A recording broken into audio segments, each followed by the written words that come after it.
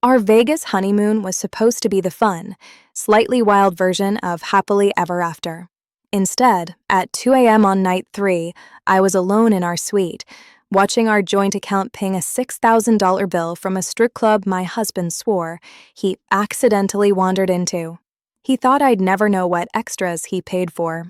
He forgot that in Vegas, nothing loves you more than a digital paper trail. My name is Mia, and I actually wanted a Vegas honeymoon. We skipped the beaches and picked neon on purpose, pool parties, nice dinners, maybe a little lingerie and room service. We joked about getting weird in a way that still meant us toys, role play, maybe a couple's show. On night 1, that's exactly what we did. We drank too much, kissed in an elevator, and fell asleep tangled on overpriced sheets. Night 2, he brought up strip clubs. I just want to see what it's like, he said. I'd rather do that with my wife than sneak around.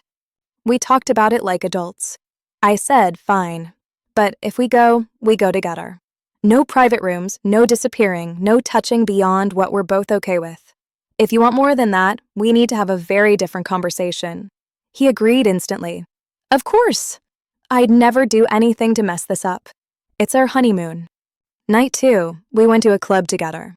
I was nervous, but weirdly curious.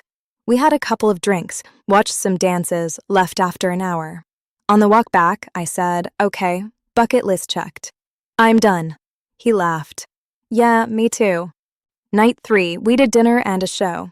By midnight, I was wiped. He said, I'm still wired. I might go downstairs and gamble a bit. You okay if I walk around? We'd had a good night. I kissed him and said, sure. Just keep your location on and don't go crazy. I fell asleep to the sound of the air conditioner. At 2 a.m., I woke up alone. No husband.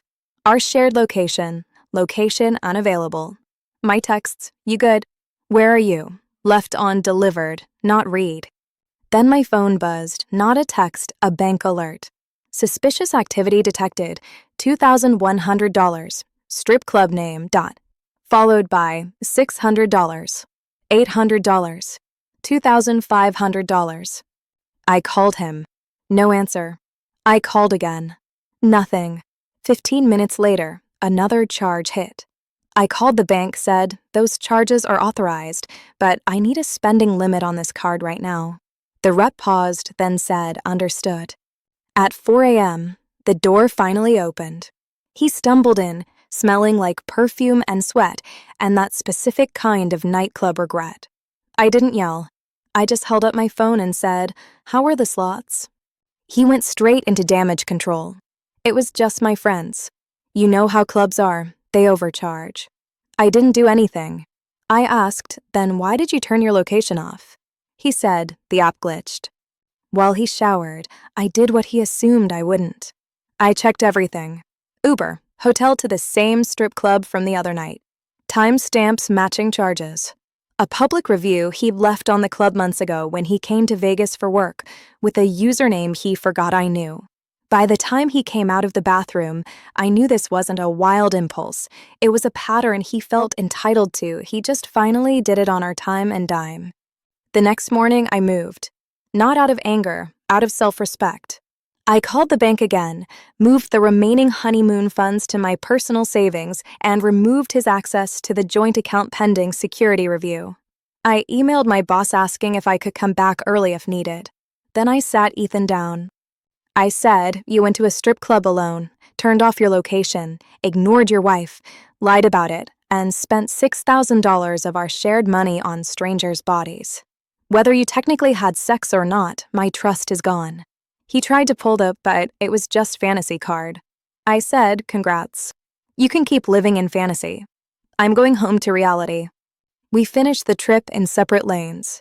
He sulked, tried to be extra sweet, booked shows I didn't go to.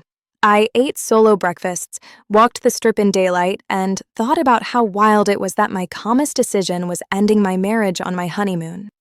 Back home, I talked to a lawyer. Because the marriage was brand new and the money trail so clear, an annulment made sense. I brought the bank statements, the Uber receipts, the prior Vegas review, and our text thread about boundaries. My lawyer said he might keep arguing about what happened in the VIP room. He can't argue about what he did with your shared finances and your trust.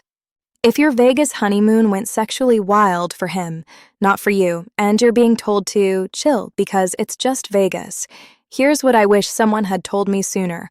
When someone gambles your boundaries away the same week they vowed to protect you, it isn't a phase. It's a preview. Hope Beyond Hurt isn't about matching their wild with your own revenge fling. It's about cashing out emotionally before they bankrupt you.